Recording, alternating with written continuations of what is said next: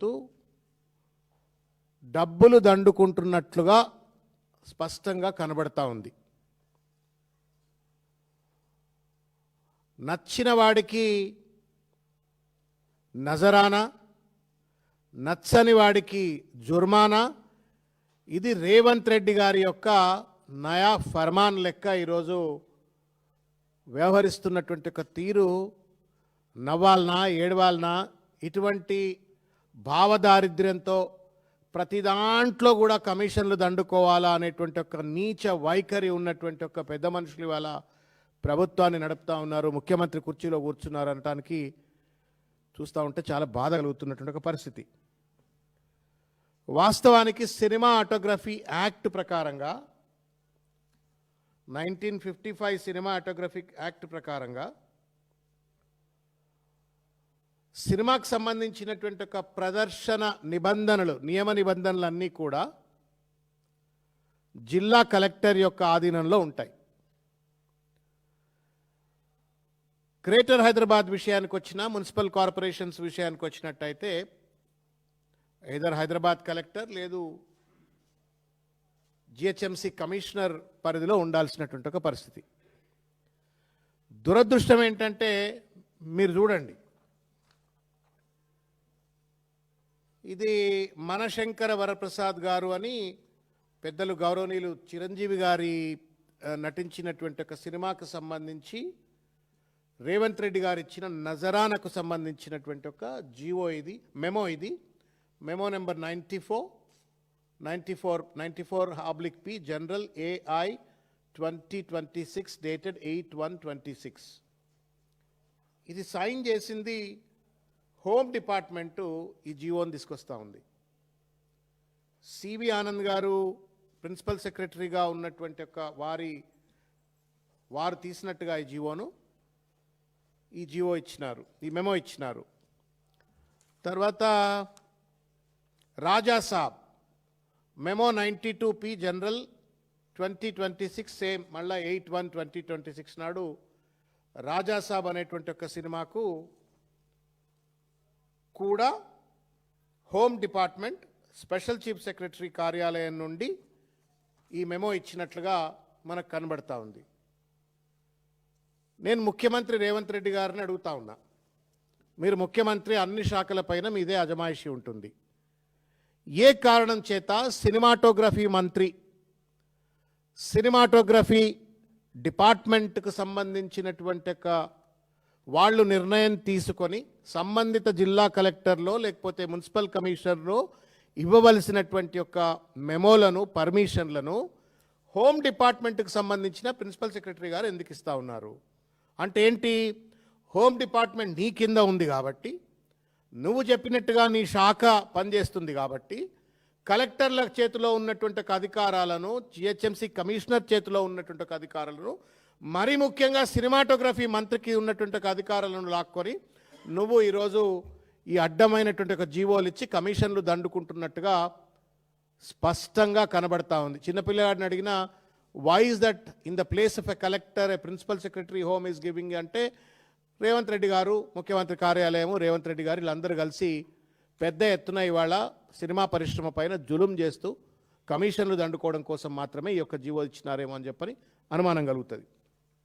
ఇదే మాట 10 సంవత్సరాలు మంత్రిగా పనిచేసినటువంటి ఒక హరీష్ రావు గారు ప్రభుత్వ పనితీరు ఎట్లా ఉండాలా, నియమ నిబంధనలు ఎట్లా పనిచేయాలా అని చెప్పని అవగాహన ఉన్నటువంటి ఒక వ్యక్తిగా, రాజ్యాంగం పైన చట్టం పైన అవగాహన ఉన్నటువంటి వ్యక్తిగా కోమటిరెడ్డి వెంకటరెడ్డి గారిని కూడా ఇదే ప్రశ్నించినారు.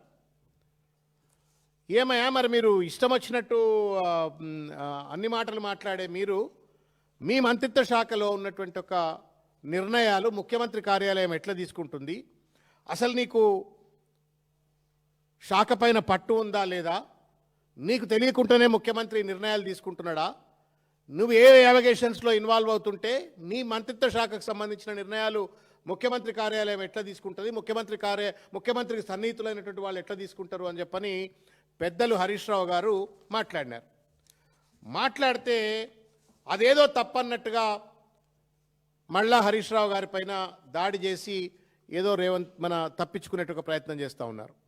నేను వరుస పెట్టి మీడియా మిత్రులను తెలంగాణ ప్రజలను కూడా ఒక్కసారి క్రొనాలజీ ఆఫ్ వీడియోస్ దయచేసి నేను చూడాలని చెప్పని నేను కోరుతున్నా. మొట్టమొదలు మాట్లాడిన వీడియోను ఒక్కసారి ప్లే చేయండి. నేను సినిమా ఇండస్ట్రీ గురించి పట్టించుకోవడం ఎప్పుడో బంద్ చేస్తాను. నేను మొత్తం చెప్పని ఆయన అడిగేదానికి ఒకరు అడిగితే కదా, సినిమా ఇండస్ట్రీ గురించి పట్టించుకోవడం బంద్ చేస్తాను. పుష్ప తర్వాత నేను కొత్త బెనిఫిట్ షోకు సినిమా టికెట్లకు పెంచమని నా దగ్గరికి రావద్దు అని వారం 10 రోజుల కింద కూడా ఏదో టీవీలో ఇచ్చిన. మొన్న ఆ మధ్యలో 2 రిలీజ్ కానీ, నిన్నగాక మొన్న ఒక రిలీజ్ కానీ, రేపు రిలీజ్ కాబోయే కానీ నా దగ్గరికి ఫైల్ రాలేదు. ఆ 2 సినిమాలు కూడా నేను ఎట్టి పరిస్థితి అప్లికేషనే పెట్టుకోవద్దు, నన్ను కలవద్దని చెప్పినా నన్ను ఎవరు కలవడే కలుస్తలేరు. చూసిండ్రు కదా, నేను పట్టించుకోవడం మానేసిన తర్వాత కొత్త బెనిఫిట్ షోలకు సంబంధించి ఎవరూ నా దగ్గరికి రావద్దు, తర్వాత ఆ ఫైలు నా దగ్గరికి రావద్దని చెప్పిన, ఫైలు కూడా రాలేదని చెప్పని ఆయనే చెప్పి నాకు తెలియకుండా నిర్ణయాలు తీసుకుంటున్నారు అనేటువంటి ఒక విషయాన్ని స్పష్టంగా కోమటిరెడ్డి వెంకటరెడ్డి గారు క్యాబినెట్ మంత్రి హోదాలో ఉన్నటువంటి ఒక పెద్ద మనిషి మాట్లాడినట్టు ఒక మాట. ఇది మాట్లాడగానే ఏమంటాం, ఎవరైనా బాధ్యత కలిగినటువంటి ఎవరైనా అంటారు, ఏమయ్యా నీ మంత్రిత్వ శాఖల నీకు తెలియకుండా, నీ దగ్గరికి ఫైల్ రాకుండా మరి ముఖ్యమంత్రి కార్యాలయమో లేకపోతే హోమ్ డిపార్ట్మెంటో ఎట్లా సంతకం పెడుతుందా? నువ్వు మంత్రివా లేకపోతే నువ్వు ఇంకేమైనా వేరే పనులు చేస్తున్నావా, మంత్రిగిరి చేస్తున్నావా, నువ్వు చక్కగా చేయని చెప్పని హరీష్ రావు గారు తనను సూచన చేసేటువంటి ఒక ప్రయత్నం చేస్తే కోమటిరెడ్డి వెంకటరెడ్డి గారు మళ్ళీ మాట్లాడిందో ఒకసారి చూడండి. సంబంధించిన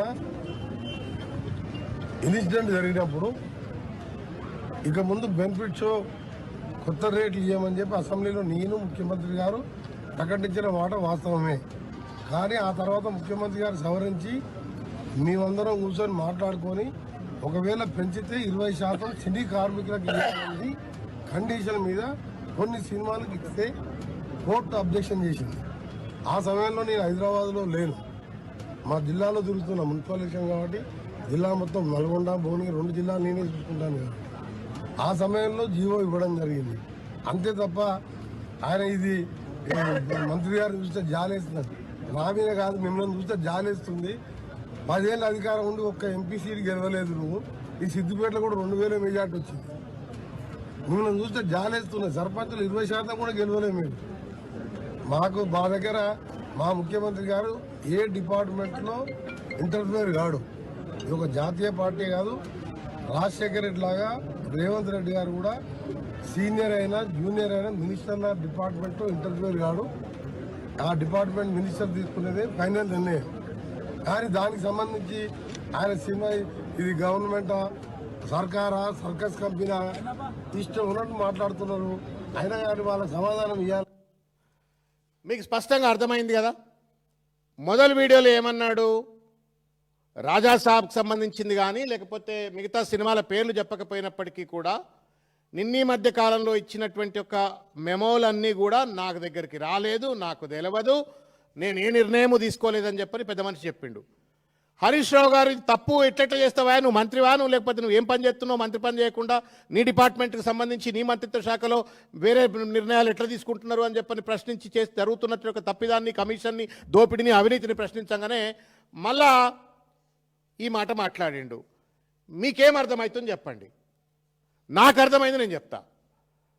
మొదటి వీడియోలో ఏమో అక్కసు నాకు తెలవకుండా ముఖ్యమంత్రి కార్యాలయంలో ఉన్న పెద్ద మనుషులో, ముఖ్యమంత్రి సన్నిహితులో ఇష్టం వచ్చినట్టుగా స్పెషల్ పర్మిషన్లకు నచ్చిన వాళ్లకు పెద్ద పెద్ద పర్మిషన్లు ఇచ్చేసి వాళ్లకు డబ్బులు వసూలు చేసుకోమని చెప్పని మెమోలు జారీ చేస్తున్నారు. వాళ్ళు కమిషన్లు దొబ్బుతున్నారు. నాకు మాత్రం కమిషన్లు రావట్లేవు అని చెప్పని ఫ్రస్ట్రేషన్ ఇండైరెక్ట్గా ఫస్ట్ వీడియోలో చెప్పిండు. హరీష్ రావు గారు మాట్లాడంగానే మొత్తానికి ఇది ఏందో అని చెప్పని అండర్ ద టేబుల్ కమిషన్లు సెటిల్ అయి ఉండొచ్చు, వచ్చిన డబ్బులన్నీ కూడా పంచుకోవడం జరిగి ఉండొచ్చు. మళ్ళీ ఇమీడియట్గా ఏమంటా ఉండు, ముఖ్యమంత్రి మా డిపార్ట్మెంట్లో జోక్యం చేసుకోడు అని చెప్పాడు. మరి ఈ హోంమంత్రిత్వ శాఖ నుండి వచ్చిన ఈ మెమోలు నీకు తెలిసి వచ్చినాయా కోమటిరెడ్డి వెంకటరెడ్డి గారు, తెలియకుండా వచ్చినాయా? మొదటి వీడియోలో ఏమో నువ్వు అట్లా మొదటిసారి మాట్లాడినప్పుడేమో నాకు తెలియదు అన్నావు. రెండోసారేమో మాకు తెలియకుండా రాదు, ముఖ్యమంత్రి గారు మా దాంట్లో జోక్యం చేసుకోరు అని చెప్పని మాట్లాడిందంటే మీ ఇద్దరి మధ్యన అండర్ టేబుల్ ట్రాన్సాక్షన్స్ ఏం జరిగినాయి, ఏం అండర్స్టాండింగ్ జరిగింది, ముఖ్యమంత్రి కార్యాలయంలో ముఖ్యమంత్రి సన్నిహితులు తీసుకున్నట్టు కమిషన్లో నీకు వాటా వచ్చిన తర్వాత నీ మాట మార్చినవా అని చెప్పని వాళ్ళ రేవంత్ రెడ్డిని ప్రశ్నించాల్సిన పరిస్థితి, కోమటిరెడ్డి వెంకటరెడ్డి గారిని ప్రశ్నించాల్సిన పరిస్థితి. గింత చిల్లరగా ప్రభుత్వాన్ని నడుపుతా ఉన్నారు వీళ్ళు.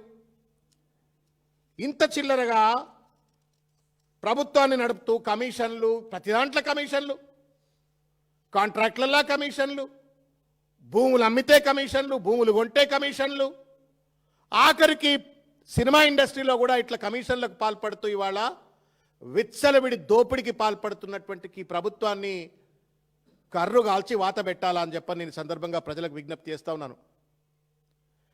ఇవాళ నేను ఒక విషయం అడగదలుచుకున్నా ప్రభుత్వాన్ని. నీ పేరు చెప్పలేదు అని చెప్పని, పేరు గుర్తు రాలేదని, చెప్పలేదని కాదు పాపం, మెమరీ ఎవరికైనా డాష్ మీద ఒక్కోసారి స్లిప్ అవుతుంది. నీ పేరు గుర్తుకు రాలేదని చెప్పని ఒక సినిమా యాక్టర్ను జైలుకి పంపిస్తావు. ఒక సినిమా యాక్టర్ తల్లి మా కార్యనిర్వాహక అధ్యక్షులైనటువంటి ఒక కేటీ రామారావు గారిని కలిసి I wish you all the best, మీరు మళ్ళా వచ్చే రోజుల్లో మీరే అధికారంలోకి వస్తారు తప్పకుండా అని చెప్పని ఒక తల్లి లెక్క, పెద్ద మనిషి లెక్క వారు ఆశీర్వదించినట్టుగాను ఒక బెస్ట్ విషెస్ చెప్తే, రాజా సాబ్కు నేను మెమో ఇవ్వను, ఈ రేట్లు పెంచుకునేటువంటి ఒక అవకాశం ఇవ్వను అని చెప్పని ఫత్వాలు జారీ చేస్తే మళ్ళీ ఏం జరిగిందో రాత్రికి రాత్రి అర్ధరేత్రి ఇస్తే అది హైకోర్టు కూడా కొట్టేసింది. మొత్తానికి కదా మెమోను కూడా హైకోర్టు సస్పెండ్ చేసింది. ఇదేమన్నా కూరగాయల అమ్మే కంపెనీయా ప్రభుత్వం? ఇదేమన్నా కూరగాయలు అమ్మే దగ్గర అదే ఉంటుంది, టమాటాల దగ్గర టమాటాలు, వంకాయలు, ఆలుగడ్డలు. దావన్న పోతే ఒక రేట్ ఇస్తారు, శ్రీధరన్న పోతే ఒక రేట్ ఇస్తారు, మా అన్న ఇంకపోతే ఇంకో రేట్ ఇస్తారు, ముఖం చూసి ఇష్టం ఇస్తారు. అట్లేమన్నా ఇదేమన్నా రూలా? ఇదేమన్నా రూల్ ఆఫ్ లా లేదా? ఇడా కూరగాయలు అమ్ముతున్నారా సార్ ముఖ్యమంత్రి గారు మీరు? ఒకళ్ళకి జీవోలు ఎందుకు ఇస్తావు? మేము పెంచుకునే అవకాశం ఒకళ్ళకి ఎందుకు ఇస్తావు? ఇంకొకళ్ళకి పెంచుకునే అవకాశం ఎందుకు ఇవ్వవు? ఇంకోళ్ళకు రాత్రి రాత్రి ఎందుకు నువ్వు మెమోలు ఇస్తావు? కోర్టులను ఎందుకు నువ్వు తప్పుదోవ పట్టించే ప్రయత్నం చేస్తూ ఉన్నావు? ఏం ప్రభుత్వమయ్యా ఇది? నాకు అర్థం కాదు. గింత తెగబడి దోచుక తింటారా మీరు? నాకు అర్థం కాదు. దేన్ని వదిలిపెట్టారా ఇక మీరు? ఎవరిని పడితే వాళ్ళను అదిరియాలా, బెదిరియాలా, బ్లాక్మెయిల్ చేయాలా, డబ్బులు దొబ్బాలా, మళ్ళీ సత్యగురుగి లెక్క జై సంవిధానం చెప్పని మాటలు మాట్లాడాలి. ఎంతవరకు న్యాయం అవుతుంది చెప్పండి? నేను అడుగుతా ఉన్నా, ఆన్ వాట్ బేసిస్? ఇగో ఇది యాక్ట్ అన్నా, నేను ఉట్టిగా చెప్తలే, ఇది సినిమాటోగ్రఫీ యాక్ట్ సెక్షన్ 8 ఏం చెప్తుందంటే, the power of government are district collector to suspend exhibition of films in certain cases. అది మొత్తం అథారిటీ స్క్రీన్ చేయాలన్నా లేకపోతే మిగతా అన్ని అంశాలకు సంబంధించినటువంటి ఒక యాక్ట్ ఇది. ఈ స్పిరిట్ ఆఫ్ ది యాక్ట్ ప్రకారంగా కలెక్టర్ సర్వ అధికారాలు కలిగినటువంటి ఒక వ్యక్తి. నువ్వు కలెక్టర్ ఇచ్చేటువంటి దాన్ని హోమ్ డిపార్ట్మెంట్ ఎందుకు ఇస్తుందంటే, రేవంత్ రెడ్డి గారి హోంమంత్రి కాబట్టి ఆయన కింద పనిచేసే డిపార్ట్మెంట్ అని చెప్పని ఇది ఇస్తా ఉన్నారు. ఇదేం పద్ధతి ఇది? మరి ఎందుకు ఆ సినిమాటోగ్రఫీ మంత్రి, ఎందుకు సినిమాటోగ్రఫీ డిపార్ట్మెంట్, ఎందుకు శాఖను రద్దు చేయ రేవంత్ రెడ్డి? కోమటిరెడ్డి వెంకటరెడ్డి గారికి ఏమైనా, మా జిల్లోడు, మా నల్లగొండ కాబట్టి నేను ఎక్కువ తక్కువ ఏమీ అనలేకపోతున్నా, ఏమాత్రమైనా పౌరుషం ఉంటే, నల్లగొండ పౌరుషం ఉంటే, లతిసాబ్ గుట్ట కిందనే ఇల్లు అన్నది, ఏమాత్రమైనా నల్లగొండ పౌరుషం కనుక నిజంగానే కోమటిరెడ్డి వెంకటరెడ్డికి ఉంటే, నీ అమ్మ నీ పదవద్దు, నువ్వద్దు, నాకు తెలియకుండా నువ్వు ఇష్టం వచ్చినట్టు నా డిపార్ట్మెంట్లో నిర్ణయం తీసుకుంటున్నావు అని చెప్పని రాజీనామా చేసి ఆడ ముఖం మీద కొట్టి రావాలా. వాస్తవానికి నోరు మంచిదైతే ముఖ్యమంత్రి అయ్యేటోడు కోమటిరెడ్డి వెంకటరెడ్డి కూడా. నువ్వు అంత పెద్ద సీనియర్ మంత్రి ఉండగా నీకు సంబంధం లేకుండా హోమ్ డిపార్ట్మెంట్కి వెళ్ళి నీ సంబంధిత శాఖకు ఆర్డర్లు వస్తే ఇది తప్పు అని చెప్పని హరీష్ రావు గారు అంటే ఆయన పైన మాటలు మాట్లాడే బదులు మీ ఇల్లు చక్కగా పెట్టుకోండి. సపరేషన్ ఆఫ్ పవర్స్ అని చెప్పని అంటాం మనం. ప్రతి డిపార్ట్మెంట్కు కొన్ని పవర్లు ఉంటాయి. ముఖ్యమంత్రికి ఉండే అధికారులు ముఖ్యమంత్రివి, తర్వాత మంత్రులకు ఉండే అధికారులు మంత్రులు. ఏ డిపార్ట్మెంట్ అధికారులు ఆ డిపార్ట్మెంటు. ఒకళ్ళనొకళ్ళు ఇవాళ ఓవర్లాప్ చేసుకుంటూ ఇష్టం వచ్చినట్టుగా ఇవాళ దోపిడీకి పాల్పడితే, మీ కమిషన్లు సెటిల్ కాగానే ఏం లేదు, అంతా గప్చుప్, అంతా బాగుంది అని చెప్పని మళ్ళీ మీకు మీరే సర్టిఫికేట్లు ఇస్తే ఇది ఎట్లా న్యాయం అవుతుందని చెప్పని అడుగుతా ఉన్నాను. నేను మరొకసారి తెలంగాణ సమాజాన్ని గుర్తు చేయడం కోసం ఒక చిన్న వీడియో రేవంత్ రెడ్డి గారు చూపెడతాను, నేను చూడ్రి. किसी का हत्या होने के बाद किसी का जान चलाने के बचाने के बाद, किसी का जान लेने के बाद आज स्पेशल प्रिविलेज मांगे तो ये सरकार में नहीं मिलने वाले। मैं जब तक मैं कुर्सी में रहता हूं तब तक नहीं देता हूं। ఏమన్నాడు విన్నారు కదా, నేను ఈ కుర్చీలో కూర్చున్నంత కాలం ఇటువంటి థియేటర్లలో టికెట్ల రేట్లు పెంచుకునేటువంటి అవకాశం నేను ఇవ్వను అని చెప్పని హిందీలో చెప్పిండు, ఉర్దూలో చెప్తాడు, హిందీలో చెప్తాడు, తెలుగులో కూడా చెప్తాడు. మీకు గుర్తుందా ఆ రోజు? मैं अकबरुद्दीन साहब को समझाने के लिए मैं हिंदी में बोलता हूं అని చెప్పని ఉర్దూలో చెప్తా అని చెప్పని ఇప్పుడు మీరు ఇన్నది ఉర్దూలో చెప్పిన ముచ్చట తెలుగులో చెప్తాడు, ఉర్దూలో చెప్తాడు. నేను అడుగుతా ఉన్నా రేవంత్ రెడ్డిని, ఏం కమిషన్ల కోసమయ్యా నువ్వు అసెంబ్లీ సాక్షిగా చెప్పిన మాటలు నువ్వు మార్చుకున్నావు? ఏం జోకా ఇదేమన్నా పరిపాలన అంటే? ఒకసారి ఒక ముఖ్యమంత్రి నోటి నుండి ఒక పదం వస్తే అది ప్రామాణికం, అది బైబిల్, అది ఖురాన్, అది భగవద్గీత, అంతకంటే ప్రామాణికతమైనటువంటిది. It's an order. అంత పెద్ద అసెంబ్లీలో అంత పెద్ద మాట చెప్పినాక వాళ్ళని అదిరించి బెదిరించి బ్లాక్మెయిల్ చేసి నచ్చినోనికి నజరానా, నచ్చనోనికి జుర్మానా, పేరు చెప్పకపోతే జైలుకు, బెస్ట్ విషయం చెప్పిన వాళ్ళకేమో అర్ధరాత్రి మెమోలు. ఏం పరిపాలన ఇది? ఇవాళ సినిమా పరిశ్రమ వాస్తవానికి చాలా ఇబ్బందుల్లో ఉంది. ఓటీటీ వచ్చిన తర్వాత ఎవడు థియేటర్కి పోయే కంటే ఎవరింట్లో వాడే కూర్చొని మంచిగా పక్క మీద పడుకొని 10 సినిమాలు చూస్తున్నారు రోజు. నెట్ఫ్లిక్స్ అంటారు, సోనీ అంటారు, ఇంకేదో అంటారు, మొత్తం ఓటీటీలు పెట్టుకొని సినిమాలు చూస్తూ ఉన్నారు. పరిశ్రమ ఆగమాగంలో ఉంది. కార్మికులు నానా ఇబ్బందుల్లో ఉన్నారు. సినిమా థియేటర్ ఓనర్లు చాలా పరిశ్రమలో ఉన్నారు.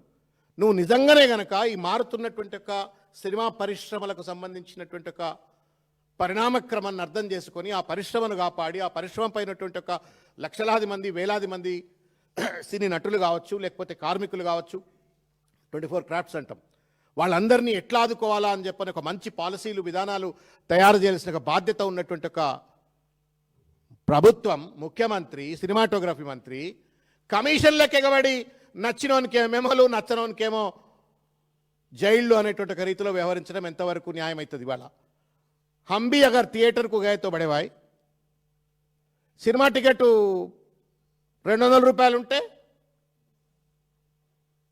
పాప్కార్న్ కొనుక్కుంటే 400 రూపాయలు, ఛాయ్ తాగితే 200 రూపాయలు. ఓ చిన్న కుటుంబం పోతే 2-3 వేల రూపాయలు తగ్గకుండా ఇవాళ దోపిడీకి గురి చేస్తూ ఉన్నారు. ఏ థియేటర్కి పోయినా దమ్ముంటే కోమటిరెడ్డి వెంకటరెడ్డి గారు, ముఖ్యమంత్రి గారు, ఆ థియేటర్లలో జరుగుతున్నట్టు దోపిడీని అరికట్టండి మీరు. దోపిడీ థియేటర్లలో.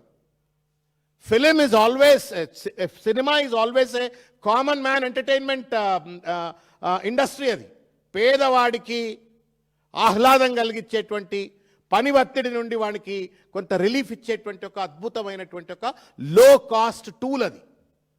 ఆ లో కాస్ట్ టూల్ను కాత ఇష్టం వచ్చినట్టు, నచ్చినోనికి ఇష్టం వచ్చినట్టుగా నువ్వు జీవోలు ఇచ్చి, నచ్చనోనికేమో రాత్రులు ఇచ్చి ఈ రకంగా వ్యాపారానికి, దోపిడికి పాల్పడ్డట్టయితే నువ్వు పేదవాళ్లకు కనీసం సినిమా కూడా అందుబాటులో ఉండకుండా ఇవాళ విచ్చలవిడిగా పాల్పడతా ఉన్నావు. నేను అడుగుతా ఉన్నాను, ఈ అడహాక్నెస్ ఎందుకు నీకు? అఖండాకి ఎందుకు ఇస్తావు? రాజాసాబ్కి ఎందుకు ఇవ్వవు? చిరంజీవి గారి సినిమా పేరు ఏదో ఉంది, దానికి ఎందుకు ఇస్తావు? ఇంకో వాటికి ఎందుకు ఇవ్వవు? చిన్న సినిమాలకు ఎందుకు ఇవ్వవు? పెద్ద సినిమాలకు ఎందుకు ఇస్తావు? బడా బాబులకు ఎందుకు ఇస్తావు? ఇంకోళ్ళకి ఎందుకు ఇవ్వవు? యూనిఫార్మిటీ కావాలా అని చెప్పని కోర్టులు మత్తుకుంటా ఉన్నాయి. There are several cases pending in the high court today. Several cases, చాలా రిట్ పిటిషన్స్ పెండింగ్లో ఉన్నాయి, కోర్ట్స్కి అడుగుతూ ఉన్నాయి. మీరు ఊకేందా రోజుకు ఒక మెమో పట్టుకొచ్చి మమ్మల్ని ఎందుకు కోర్టులలో రిట్లేసి మా టైం అంతా ఖరాబ్ చేస్తూ ఉన్నారు? మీరు ఒక కామన్ పాలసీ పట్టుకరండి, ఒక బేసిస్ పట్టుకరండి. ఏ ప్రాతిపదిక మీద ఏ సినిమాకు మీరు ఈ రకంగా ధర పెంచుకోవడం కోసం అవకాశం ఇస్తారు అని చెప్పని పాలసీ పట్టుకరండి అంటే తెస్తామని చెప్పని గంగిరెద్దులు తలూపినట్టుగా ప్రభుత్వానికి సంబంధించినట్టుగా జీపీలంతా కోర్టులో చెప్తారు. మళ్ళీ బయటకు వచ్చిన తర్వాత కుక్కతో ఒక గుండ్రాయి కట్టిన చక్కగా కాదన్నట్టుగా అడ్డమైనగా రాత్రి అగ్రిమెంట్లు, అర్ధరాత్రి మెమోలు ఇస్తూ ఉన్నారు, మోసం చేస్తూ ఉన్నారు.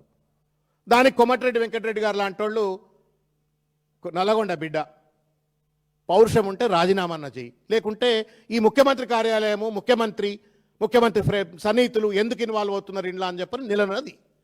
అది లేకుండా తప్పుపట్టినటువంటి ఒక హరీష్ రావు గారి పైన, బీఆర్ఎస్ పార్టీ పైన దాడి చేస్తే దీనివల్ల నీకు లాభం జరగదు, ప్రజలకు లాభం జరగదు.